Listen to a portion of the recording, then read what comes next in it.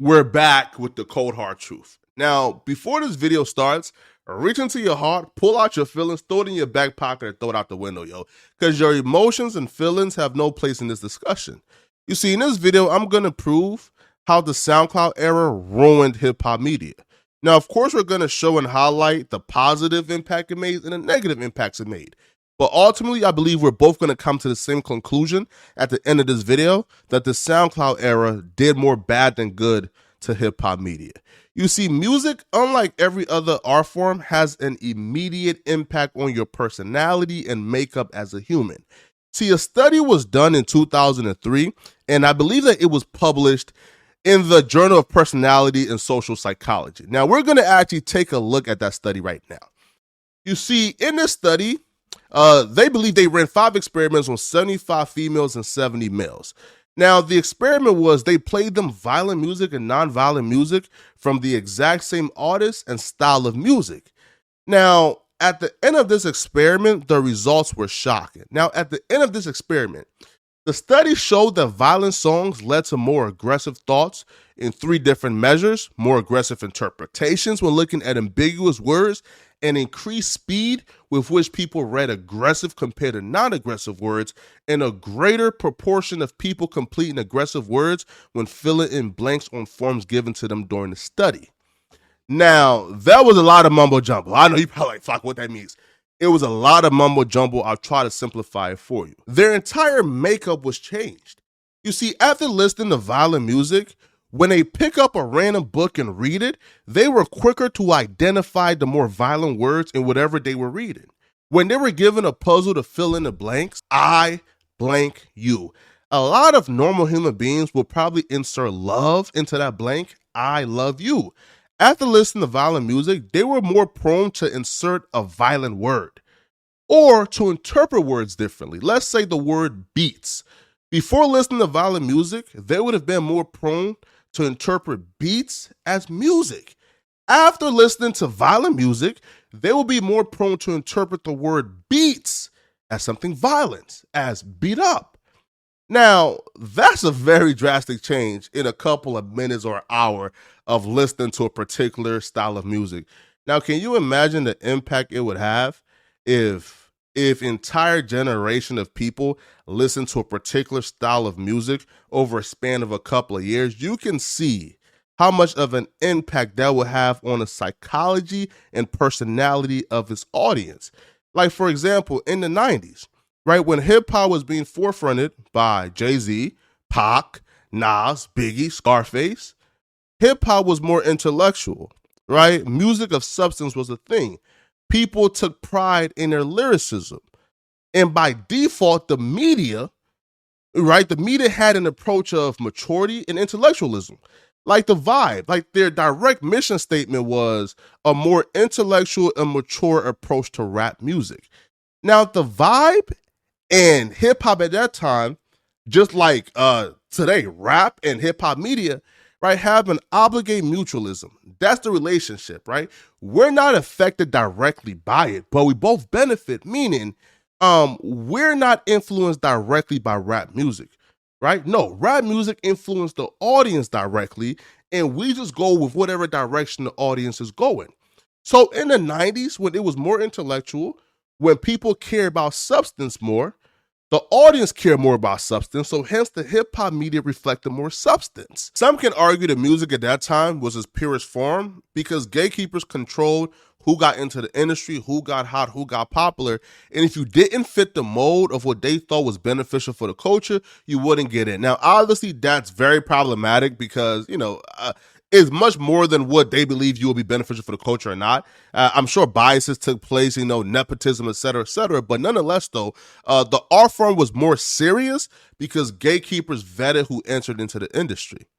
And because the art form was more serious, the audience paid more attention to substance, seriousness, and integrity, and then the media followed suit. See, the media really didn't reflect sensationalism, clickbait, and being first over being right really wasn't a thing. People would take their time. Right now, we're a culture of independent journalists where anybody can start a YouTube page, an Instagram, a blog, independent bloggers, and be a hip-hop media outlet and blow up. That didn't exist. So things were vetted more. Now, fast forward to the SoundCloud era in 2016, these dudes came in as rebels, yo. Like, they came in to cause havoc. They kicked the doors down. Like, they came in and said, yo, we here. Like, what's up? Like, yo, I'm trying to cause havoc, bro. Right? I'm here to F things up. Bro, they took off the Timbs, put on the cat heels, right? They took their high-top froze, got dressed, and dyed it pink. They were pink hair bandits, yo. They said, listen, we here to cause havoc. F the gatekeeping, bro. Because what the SoundCloud era did was it took away the barrier of entry. So, yo, these dudes could enter into the industry without any gatekeeping. And they didn't need a record label or a distribution company to get their music out there because SoundCloud provided the consumers right on the app for them to reach. So essentially what this did was it increased the pace of music, which took away our attention to substance. You see, when your favorite artist was dropping a single every 6 months and pushing it, and if that single went and blew up, we can expect a project. If the single didn't work, then they will drop another single and push it for another couple of months. And the music had to have substance, and we had to care about substance because if your favorite artist dropping 2 songs a year, the music had to have substance for you to hold on to it and care about it for a year. But when now you had the SoundCloud era to where the pace was increasing to where the one song at a time model didn't exist no more, to where artists was dropping 3, 4, 5 singles a week, 4 weeks in a row, a month, 12 months in a year. Yo, they was releasing about 60 to 100 songs a year.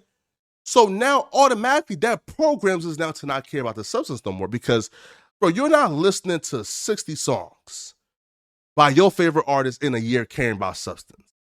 And God forbid you got about 10 to 15 artists you care about. Now you have to listen to 100 songs. Eventually you stop caring about what the substance is and you just start paying attention to, okay, does this sound good? It becomes temporary music. The music stops being evergreen. It now becomes temporary music. The audience was getting the music so fast, it became microwave music. It went from being evergreen music to where we are digesting this, dissecting every lyric because we're only getting this once or twice a year, to now, yo, this is microwave music, right? We're getting so much music that we cannot digest it all. No, it's temporary. It's here today. Has a lot of hype. It's grand hype to the music, right? The release has a lot of hype to it. We listen to it right now, and then guess what? There's 20 more releases tomorrow. So the music began microwave. Now, once we were no longer required to exercise patience, we began to lose patience as an audience. The makeup of the audience began to change. And because our makeup as the audience had been completely reshaped and transformed, we were now willing to bargain certain things we weren't willing to bargain with a couple years prior. If you would have asked the majority of the hip hop audience in the 90s, yo, are you willing to bargain the substance of the media and the music as long as you get it faster? They would have said no. But in 2015, 2016, we were willing to bargain with the substance as long as we had our needs met immediately. And that trickled down into other things such as hip hop media. We were unwilling to wait for radio to speak about a breaking story or, a headline that took place at 1 p.m. that day. We weren't willing to wait for radio to speak on it at 9 a.m. in the morning. We began to seek out other alternative media, and that created a path for a lot of independent journalists such as academics to come in and say, yo, y'all don't have to wait for radio at 9 a.m. Y'all can just listen to me on YouTube, speak about this. And that began an era of independent journalists. But what that did was this. Yes, it was great that it took away the gatekeeping and it created an avenue and empowered a lot of independent people and bloggers to now have a voice and to now build a platform that, let's say this was less biased than mainstream media, right? Had less agendas than mainstream media, right? It was more pure than mainstream media. But what that did was it took away the substance, it took away integrity, it took away fact checking. And yes, we were getting the media faster, but that's not a good thing always, right? Because now guess what? Sensationalism is now in play. And because guess what? We were getting the media so fast. Now guess what? We got to find different ways to keep the audience captivated. Now clickbait, rushing the stories, getting things wrong were now a factor. Media was now being incentivized to be first to put out the story instead of being right. How media used to work is when a story took place, there were these huge media conglomerates who had sources, connections, and they could fact check it, contact their sources, get the right and accurate information, and put it out. But with music being so fast-paced, reshaping the audience mindset of wanting things in a microwave era, people didn't have time to wait until the following day for sources to be checked and for the correct story to come out. It was a race for who could put out this story first, because everybody were aware. If I don't put this story out right away, if I take my time to try to check and fact check sources, nobody would care about this story in 12 hours. Nobody would give a damn about the story in a day or two when I finally get all the facts together. That's just a fact. So what that created now was a lack of integrity, a lack of substance. It was a race to being first instead of a race to being right. And what that has done, man, as y'all can see right now in recent media, man, we've gotten a lot of things wrong. We're more clickbaity than ever because we know, listen, like there's a 1,000 competitions out here, man. Meaning, bro, if my blog ain't captivating people, if my blog ain't clickbaiting people, if my blog ain't putting titles up to captivate them in, they're going to go somewhere else because what makes my blog stand out? All I do is just post the same story everybody else does. So essentially what the SoundCloud era did, man, was reshape the audience, which by default reshape hip-hop media. Yes, again, it did a lot of good, meaning it took down the gatekeepers. It created a lot of opportunities for independent journalists and bloggers to, come in a point of entry and enter into the industry. But we sacrificed integrity. We sacrificed substance. We sacrificed a lot of things that we loved about traditional media. Now, I'm going to ask you this. Is that sacrifice worth it?